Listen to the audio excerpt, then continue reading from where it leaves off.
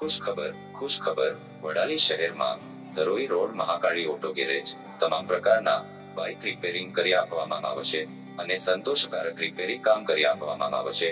ઠાકોર અંકુશભાઈ પોપટભાઈ રામપુર વાસણા વાળા, તો આજે તમારી મહાકાળી ઓટો ગેરેજની મુલાકાત લો।